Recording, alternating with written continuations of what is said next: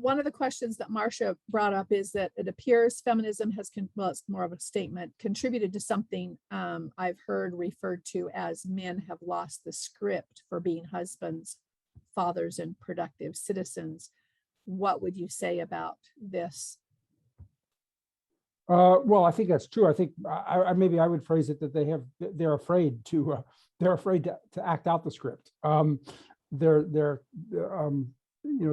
afraid to be too much like men. And yes, eventually, if you fear to be a man, if you fear to act like a man and accept masculine roles, then eventually people forget what they are. And I think that is in some ways what we are, where we are today. That we have, we're in danger of losing this attack on so-called toxic masculinity. Becomes it becomes self-fulfilling. Men do lose healthy understandings of masculinity, and sometimes they adopt unhealthy ones. Gangs, for example, the inner cities. Gangs are a form of compensation for lost masculinity. Some people will tell you that that's what homosexuality is a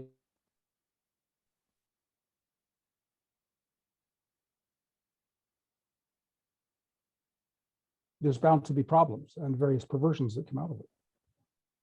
Interesting. So what do you think might be solutions and kinds of plans of attack as far as getting things back around? Well, the first thing I think we have to face the problem. We have to face the problem squarely. We cannot be afraid to point out that, as you indicate, that radical feminist ideology is a big part of this, and we can't be afraid to criticize it.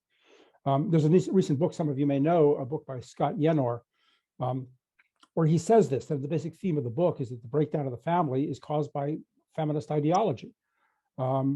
And he's right about that.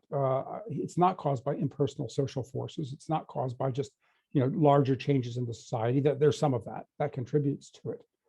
But Yenor is correct that it is feminist ideology is a direct threat to masculinity itself, to masculinity and to the family and to the social order.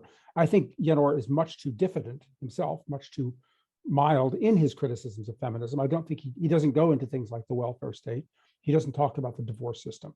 He doesn't talk about the really serious threats that feminism poses to the family this way, but he does at least call attention to it. The second thing we have to do is we have to be willing to take on some of these public policy issues that are causing this. These are relatively easy things to take on, at least from a public policy standpoint. I mean, the welfare system is a tangible evil that we know is causing these problems.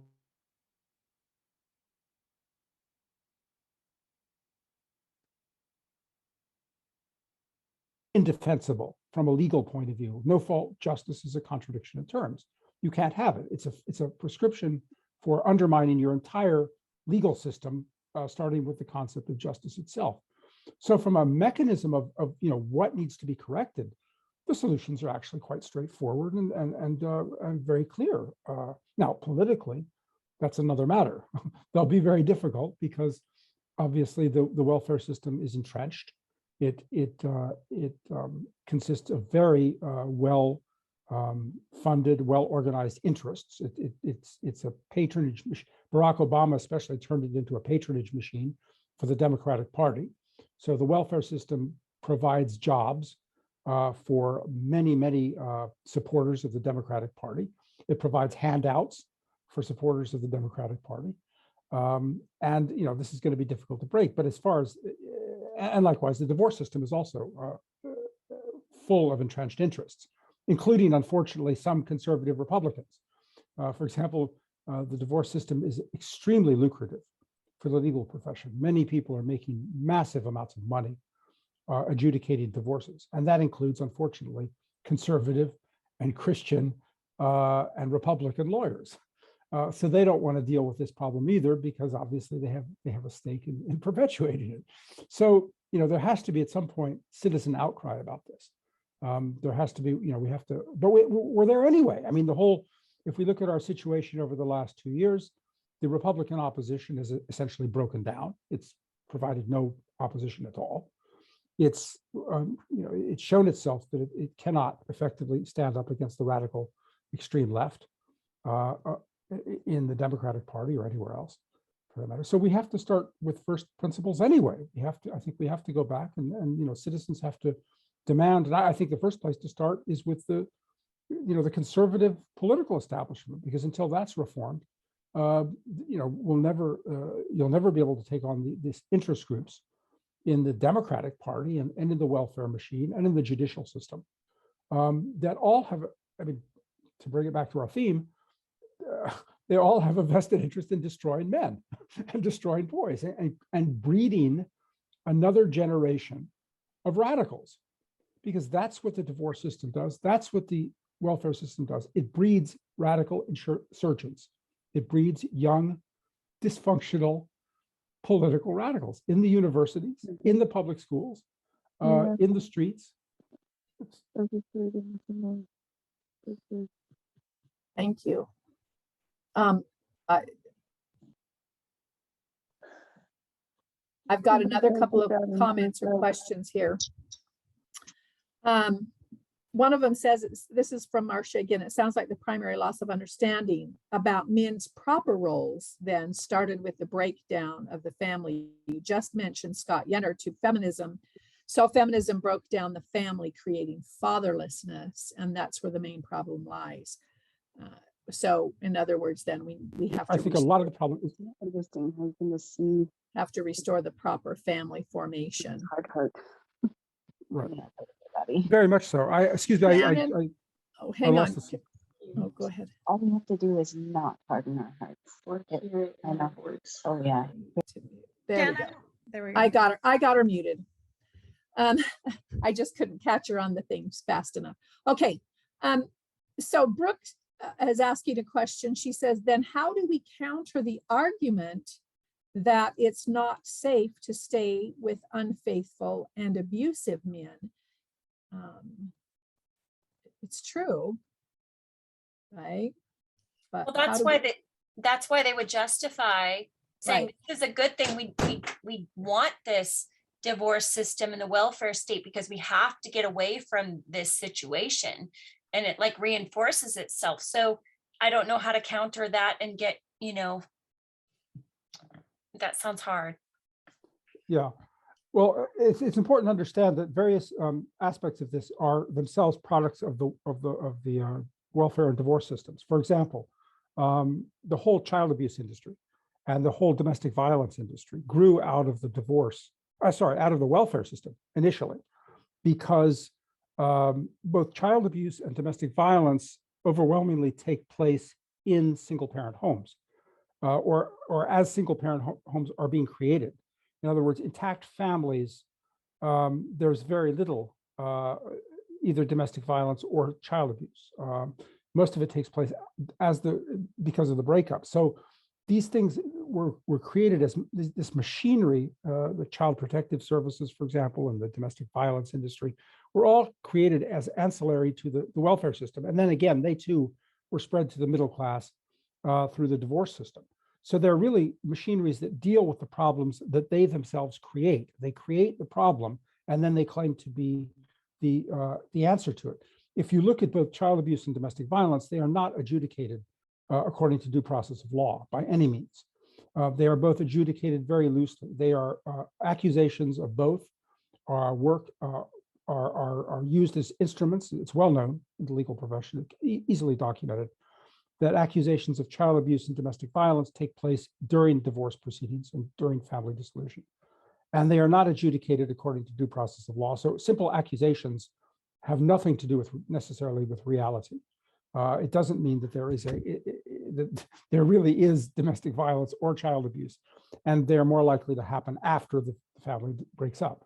So, this is another way in which this machinery has perverted our well, our judiciary, our legal standards, our standards of justice, because it's allowed false accusations, patently trumped up accusations, or self-serving accusations to be treated as fact without any proof, without any due process. And it becomes, again, it becomes a kind of hysteria over child abuse and domestic violence, both of which are easily provable and have been proven to be way overblown by the welfare and divorce machineries for self-serving reasons. Funding. Thank you. There's so much that we could discuss. Let me go through a couple of more questions. I'm going to pose a couple of them to you back to back.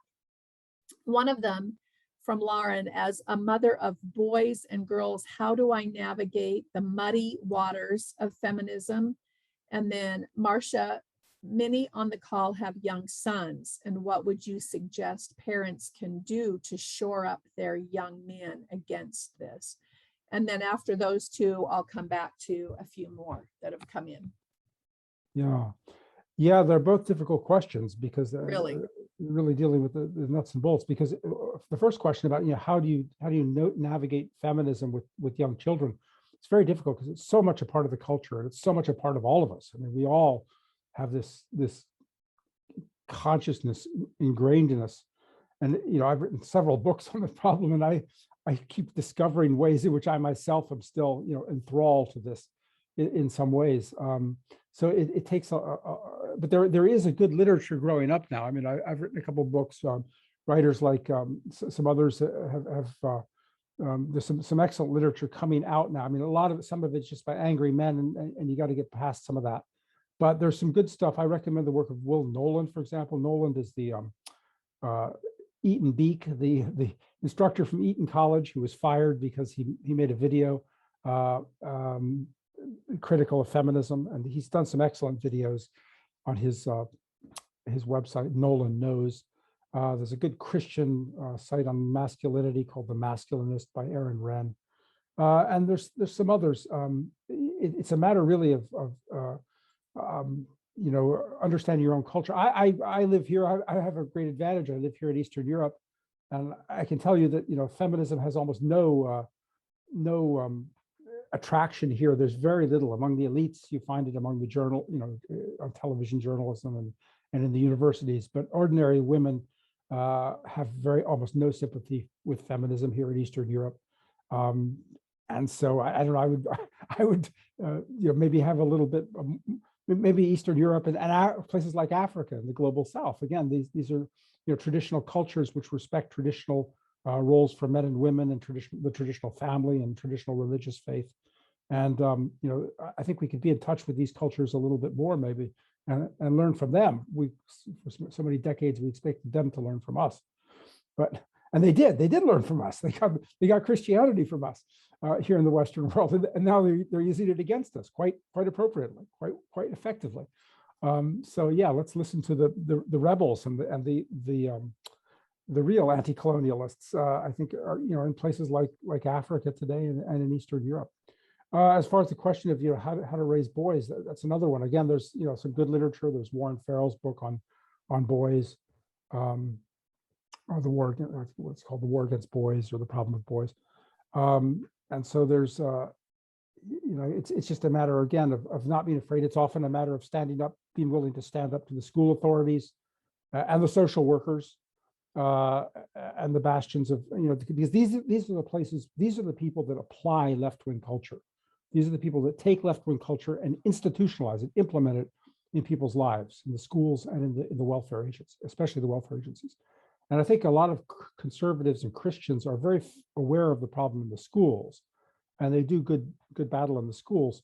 But by then it's almost too late, by the time children reach the age of school age.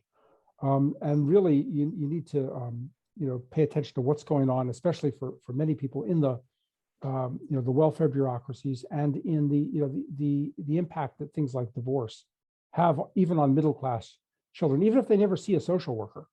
They're basically being told in many cases, your father is unimportant, your father is an object of contempt. and other people's fathers are as well. Where this happens in entire communities. So that's something that needs to be opposed, fought against consciously. Constantly and consciously, yes. Brooke brought up just a resource to refer back to for the rest of us. It is in the chat. But Stephen, Marcia, and a group of others have been working on HomeFront Kids, and there is in that some information on empowered fathers and sons. So folks, look to that as well, as far as some reference or some material there. Any other questions or comments? Did I lose some in my chat? Have I addressed all of them? I have a question. Yeah, you bet. I'm just wondering, he said it's almost too late when kids reach school age. I was curious about that. Well, yeah, a lot of well, I'm not a psychologist, okay, so I can't speak to that. Although I'm working on an article now on the political psychology of all this. But a lot of children's formation on these things takes place at a very young age, and their attitudes about their fathers, and their ability to learn from their fathers and about male roles and male responsibilities takes place very early on. Sometimes subconsciously. I mean, there's some good work by a psychologist named Howard Schwartz, who I'm not generally a great patron of psychology, but Howard Schwartz's books are very good on the way that implicitly he shows how the origins of radical woke consciousness, as he puts it, takes place often in the home with children who are alienated from their fathers, because they're unable to as it were grow up and engage with the world in a way other than victim or in a very narcissistic way. That's it would take a while to explain that, and I would refer you to Howard Schwartz's books. But clearly, a lot of these things take place in the divorces typically take place when children are about the age of 3 or 4 or 5, and they again, there are messages. Sometimes there's the phenomenon of parental alienation, where fathers or sometimes mothers are deliberately alienated from their children. But even when that doesn't take place, parental separation, either because of welfare or cohabitation or because of divorce, sends a terrible message to children, usually about their fathers being unnecessary and being objects of hostility and hatred. So it's it needs to be there. The entire machinery, not just the public school system, but I think the welfare machinery, the social work industry, all needs to be scrutinized very carefully.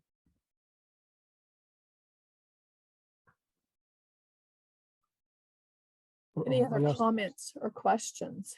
No, I'm so in thought here, thinking about even in terms of some of the comments in regards to feminism. I do find myself having some feminist type of ideology, certainly not necessarily radical, but that leads me to wonder in raising my own children, right? The things that rubbed off early on in the lives of our children as well. So Marcia's put up here just again a comment on Warren Farrell's book and the masculinist, yeah, that word. Let's see, any others? Brooke, I saw your hand go up, sorry. Yeah, I'm just curious about why the women in Eastern Europe aren't interested in feminism. I mean, it could be that it's not being pushed down their throats like it is for ours, but it could be a socioeconomic thing. Like, why in the world would I want more work? I need my husband to help me, and maybe they don't have a welfare system. Like, what the factors are that are going into that to possibly, find similarities and solutions. Well, the simple answer, I mean, the obvious answer, it's more complicated than this, but the obvious answer is that they lived through 40 years of communism, and they've seen what it leads to. So they can pretty quickly recognize communism when they see it, and they see feminism basically as just a new form of communism. This is actually, you can also see this in the recent, the hysteria over COVID and the lockdowns and the very tyrannical government actions. And these things have very little sympathy in Eastern Europe, because they've seen this kind of thing before, and they've learned how to basically evade it. So, they don't rebel against it openly necessarily. They don't go out and march in the streets about it, but they also, they quietly ignore it as much as they can. And there is, in many ways, feminism is the successor ideology to socialism. It's kind of a new form of socialism. And it comes directly out of the communist movements. I mean, if you look at all of the communist revolutions, they always had feminist elements on the side, in the margins. They didn't always promote them or make them, they didn't dominate, but they were there. And now with communism discredited largely, or at least we thought communism was discredited after it collapsed in Europe in 1989, feminism and other forms of kind of soft leftism, environmentalism, racial politics, they've kind of filled the gap that was left by communism. And in Eastern Europe, people can see this. I mean, they lived through this and they know what it leads to. And if you look at the warnings people have been issued, I mean, there's a lot of people in Eastern Europe nowadays in the last 2 years saying, warning Americans especially that what's gone on, what happened in Eastern Europe in the 40s and before that even in the 30s in the Soviet Union is happening now in America, and Americans had better wake up to see what's going on. Who's alerting that warning? Well, I mean, many people in Eastern Europe, there's a lot of literature. I've got some of that in one of my books about how Eastern Europeans see the feminist movement as a new form of communism. The recent book by Rod Dreher deals with this a bit. He interviews people in Eastern Europe. I think he does it in a kind of melodramatic way, but he argues that he interviews people with Eastern Europe who warn that what's going on in the United States today is very reminiscent of what happened in Eastern Europe during the Cold War.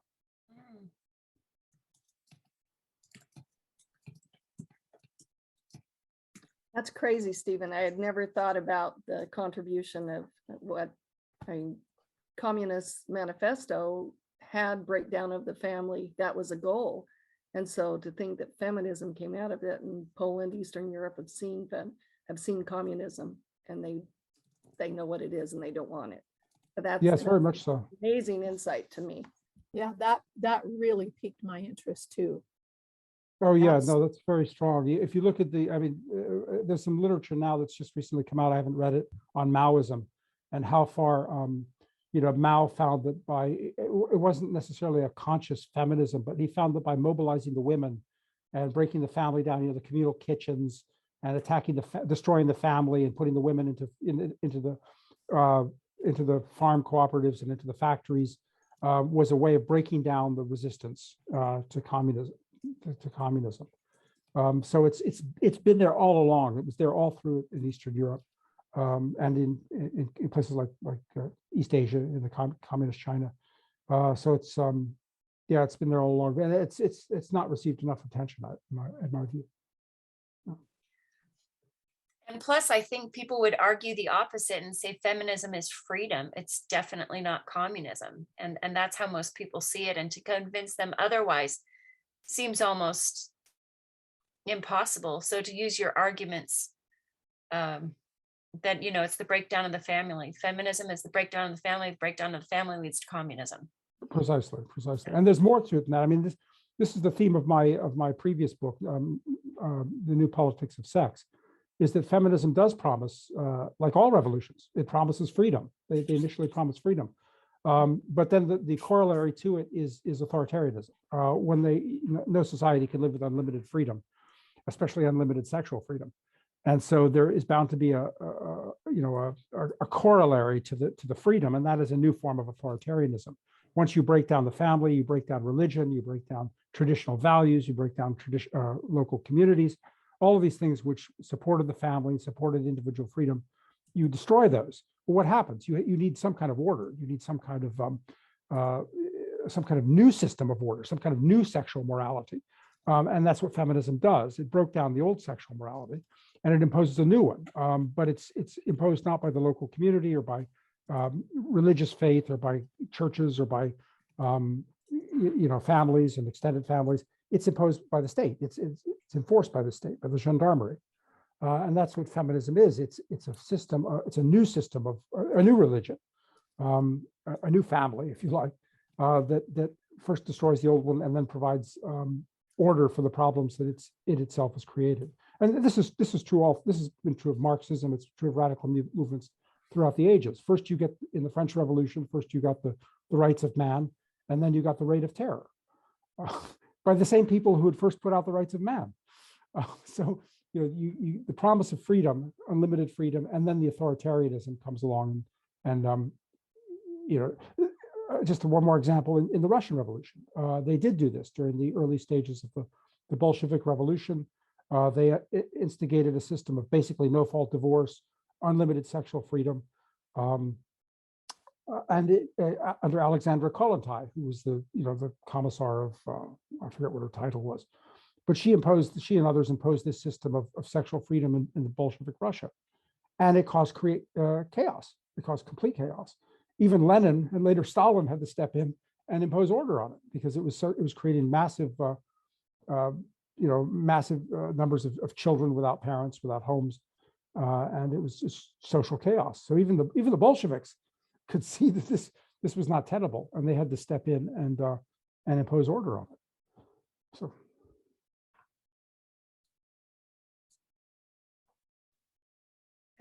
Excellent information. Other comments or questions from any of the rest of the group? So much word for thought here. Just amazing perspective and background and depth. So we appreciate your time so very much. Well, thank you. I hope so. I hope that what I've said will help you distinguish the important criticism from the superficial criticism, because we hear a lot of platitudes about feminism, about the left, about cultural Marxism, and they've become just kind of bromides. We listen to them, and they're all things we want to hear, and they sound nice, but they don't really solve the problem. And the problem is more than cultural. It's very much political, and we need to seize the reins of, we need to fight back on the political level, including in the level of public policy, and that's what our leaders have not done. So. I was just looking from one simple standpoint of the welfare state, the work that I've done the last 8 years with intergenerational poverty and trying to move that massive ship is, it's unbelievable. And I just, politically, I don't know how you go about doing this. I just, right. So you brought up so many things that, my goodness. This is another entree. This is another way that they've seduced us, if you like, is this whole concept of poverty. I mean, everybody, when you start invoking the poor, everybody's defenses go down, and everybody has to show their sympathy for the poor. But what causes poverty in the Western world? Poverty, we don't have children running around with distended bellies because there's not enough food in the shops. I mean, poverty in the Western world is caused by single parent homes. It's caused by family breakdown. That's the main cause of poverty. It's unnecessary. So they don't want to own that. They don't want to accept that. Exactly. They want, the poor are oppressed by capitalism. The blacks are oppressed by whites. No, they're oppressed by a governmental system that destroys their families.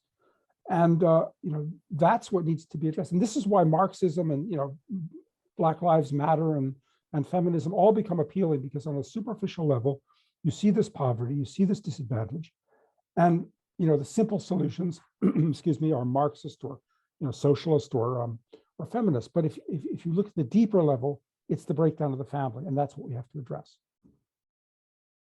So is there anything that you've seen politically that addresses this, as you see, like, here is a policy that helps restore families, or I've seen this one? Do you have any suggestions on how to fight this specifically with laws or something other than redoing the welfare system or the divorce laws? Is that what you're talking about? And do you have examples? I don't have very many examples. Most of the examples I could give you are conservative governments trying to avoid the real solutions and trying to impose cheap solutions that really don't work. One solution we see, I mean, in Poland, the conservative government has done some good things, but they've also done some things that I think are more band-aids than reality. Paying people to have children, for example, paying people money to have more babies, like they tried to do in France. Even if it works in the short run, I don't think it's a long-term solution by any means. If you look at why people aren't getting married and why they're not having children and why they're divorcing, again, you can look at the machinery of the government, the feminist ideology, the hideous unfairness, more than unfairness, the hideous injustices against fathers in divorce courts, and the welfare machinery. All of these things are what's really responsible. And if we're not willing to bite the bullet on these things, then we're not really willing to solve the problem. We're not really serious about the problem. I think we have to. I think no-fault divorce is just indefensible from any possible either judicial or legal or familial standpoint. It's just an abomination, and it's an invitation to disaster. And it's taken 40, 50 years, but it's caught up with us now. The foolishness of 50 years ago of the sexual revolution has caught up with us. And the welfare state, it's the same thing. It seemed like a nice idea back in the 30s when we started it. The idea was to help women and children whose men had either been killed in the wars or they'd been laid off by heartless capitalism. This was the idea, but it's creating the very problems it's supposed to be solving. It's eating up huge amounts of our GDP. And it has a multiplier effect in creating other problems which are extremely expensive, like crime and substance abuse and educational failure, truancy. These all have enormous economic costs as well as social costs. And there are, in a sense, the welfare state is the gift that keeps on giving. It's government's engine for creating problems for itself to solve. It generates problems. The bureaucrats in the divorce machinery are generating social problems for other bureaucrats elsewhere in the government to solve. So it's a perpetual motion machine. Stephen, so what I'm hearing then is, if, like Teresa was saying, you've got the welfare and intergenerational poverty welfare situations virtually unsolvable. You've got political reluctance to engage, but is a simple way to just start rebuilding marriage and start promoting marriage and family, work to get rid of no-fault divorce? I think that'd be a good place to begin. But I mean, is that something this group could get hold of, is promote marriage and family? Because it seems to me that's about the main thing we're going to be able to do. Well, we've tried. I mean, if you're talking about apolitical or non-legal matters, purely cultural matters, I mean, we've tried this and it hasn't gone anywhere. I mean, I think the problems are legal and political, and they have to be, and governmental, and they have to be addressed that way. I mean, we tried during the Clinton administration, even the liberals during the Clinton administration, they tried to, Al Gore spearheaded a program of promoting fatherhood. Let's promote fatherhood. We never quite learned what promoting fatherhood was, but it whatever it was, it didn't make any difference whatsoever. Well, that was Wade Horn during Bush. That was Wade Horn, exactly. Yeah. Wade Horn. Well, I think Wade Horn started even earlier during Clinton, and then yes, you're right. Those same programs that were labeled fatherhood under the Clinton administration were relabeled as marriage promotion by the Bush administration. Basically, they were the same. But the Bush called it marriage promotion rather than fatherhood promotion. But it was the same thing. It did absolutely no good at all. It was just government psychotherapy programs. No, and it was spending a lot of money. It was spending more money. Government, classic stereotypical government programs that don't do any good by spending money. The real solutions don't cost any money. The real solutions don't cost anything except politically. They require biting the bullet. Taking on this governmental machinery which is causing the problem, and it has to be dismantled. It has to be brought under control because it's devouring our GDP. It's devouring the next generation of children. and it's devouring our entire society. And now it's taking control. I mean, increasingly, I think American society has been divided between productive people in two-parent homes who, who generate the wealth, and unproductive people in the bureaucracy and on the welfare rolls who devour the health and increasingly the wealth, and increasingly the unproductive functionaries and recipients of the welfare system are enslaving the productive two-parent families through taxation, through things like child support and other things. So it's the productive people of society are being reduced gradually by this bureaucratic monster to the slaves of the state, and being forced to sacrifice their children to it as well. And it really is a Huxleyan prophecy coming true. We've got two other excellent comment question combinations here that some of it we've kind of alluded to, but one of them is, I've heard the argument that no-fault divorce helped women have a voice because previously they were not believed in the courts when things like abuse were being reported. How would you respond to that? And then the other one is, how do we instill a desire in our boys to want to be fathers and care for their families in the future against the message of the culture? So one of them is no-fault divorce and women not being heard in the courts, and then the other one is instilling in our boys. So Well, let's kind of wind those up to one by one, and then we'll kind of finish up here. okay. Well, as to the abuse in the court system, I mean, if there's any kind of domestic abuse, it should be treated as a crime, and it should be adjudicated as a crime. With criminal accusations, criminal charges, and due process of law and a jury of your peers and this sort of thing. I mean, this is the way to deal with any kind of violence, whether it's child abuse, domestic violence, or anything else. Divorce courts are not criminal courts. They're not capable of adjudicating crimes. And if crimes are being alleged, the crimes need to be adjudicated as crimes in criminal courts. And that's the only way. But this idea that divorce courts, which are not really courts, by the way, because they're the only courts that have a predetermined outcome. Every divorce case is granted. There is there's nothing to adjudicate. they're all, it's all predetermined. Effectively, it's scripted. And these accusations of child abuse and domestic violence are part of the script. They're part of the predetermined outcome. By the way, there's a study that shows that virtually all accusations of domestic violence in divorce courts are punished. No one is ever exonerated from domestic violence accusations. The punishment might be just a class. You might be forced to take a class or a therapy of some kind in, non-abusive behaviors, basically feminist ideology. But you will be punished somehow or another.